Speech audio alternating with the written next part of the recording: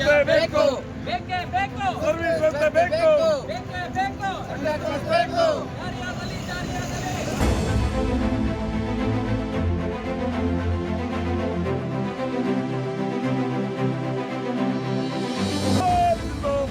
ಅಂಬೇಡ್ಕರ್ ಜಿಂದಾಬಾದ್, ಜಿಂದಾಬಾದ್, ಜಿಂದಾಬಾದ್. ಅಂಬೇಡ್ಕರ್ ಜಿಂದಾಬಾದ್. ತಿಪಟೂರು ತಾಲೂಕಿನ ಬೆಂಗಳೂರು ಮಾರ್ಗವಾಗಿ ಹೋಗುವ ಬೆಟ್ಟದ ಗೇಟ್, ರಜತಾದ್ರಿಪುರ, ಯಗಜಿಗಟ್ಟೆ ಸೇರಿದಂತೆ ಅಕ್ಕಪಕ್ಕದ ಗ್ರಾಮಗಳ ಗ್ರಾಮಸ್ಥರಿಗೆ, ರೈತರಿಗೆ, ವಿದ್ಯಾರ್ಥಿಗಳಿಗೆ ಅಂಡರ್ ಪಾಸ್, ಸರ್ವಿಸ್ ರಸ್ತೆ, ಬಸ್ ನಿಲ್ದಾಣ ಸೌಕರ್ಯವಿಲ್ಲದ ಕಾರಣ ವಿಭಾಗೀಯ ಅಧೀಕ್ಷರಾದ ಯಗಚಿಗಟ್ಟೆ ರಾಘವೇಂದ್ರ, ಶಿವಕುಮಾರ್, ಮತ್ತಿಘಟ್ಟ, ರಮೇಶ್ ಸೇರಿದಂತೆ ಆಟೋ ಚಾಲಕರು, ಗ್ರಾಮಸ್ಥರು, ವಿದ್ಯಾರ್ಥಿಗಳು ಬೆಟ್ಟದ ಗೇಟ್ನ ರಾಷ್ಟ್ರೀಯ ಹೆದ್ದಾರಿಯಲ್ಲಿ ಪ್ರತಿಭಟನೆ ನಡೆಸಿದರು.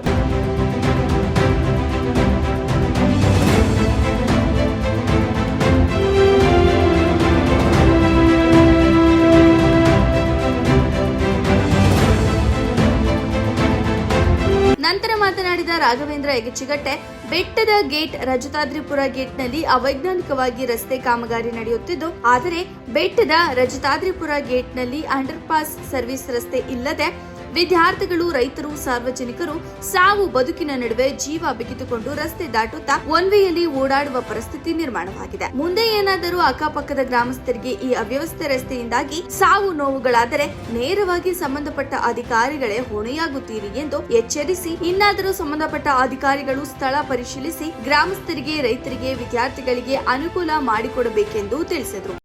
ಇದು ಯಾಕೆ ನೀವು ಈ ತರ ಅಸ್ಪೃಶ್ಯತೆ ಆಚರಣೆ ಮಾಡ್ತೀರಾ? ನಮ್ಮ ಇದಕ್ಕೆ ನಾವು 2018ರಿಂದ ಮೌಖಿಕವಾಗಿ ಮತ್ತೆ ಲಿಖಿತವಾಗಿ ಕೊಟ್ಟರು ಕೂಡ ಕಾನೂನು ಕ್ರಮ ಇದುವರೆಗೂ ತಗೊಂಡೇ ಇಲ್ಲ.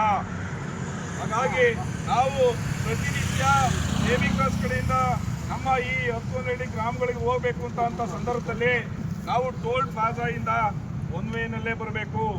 ಒನ್ ವೇನಲ್ಲೇ ಏನಾದರೂ ಬಂದು ಸಾವು ನೋವು ಅಪಘಾತ ಆದರೆ ಅದಕ್ಕೆ ನೇರ ಹೊಣೆಗಾರರು ರಾಷ್ಟ್ರೀಯ ಹೆದ್ದಾರಿಯವರಿಂದ ಮಾತನಾಡುತ್ತಾರೆ. ಈ ಸಂದರ್ಭದಲ್ಲಿ ದಲಿತ ಮುಖಂಡರಾದ ಕೊಪ್ಪ ಶಾಂತಪ್ಪ, ರಮೇಶ್ ಮಾರ್ನಗೆರೆ, ತುರುವೇಕೆರೆ ರಂಗಸ್ವಾಮಿ, ಪ್ರಕಾಶ್, ಅಶೋಕ್ ಸೇರಿದಂತೆ ಅಂಬೇಡ್ಕರ್ ಸೇವಾ ಸಮಿತಿಯ ಪದಾಧಿಕಾರಿಗಳು, ಆಟೋ ಚಾಲಕರು, ಗ್ರಾಮಸ್ಥರು, ರೈತರು ಉಪಸ್ಥಿತರಿದ್ದರು. ವರದಿ ಮಂಜು ಗುರುಗದಹಳ್ಳಿ.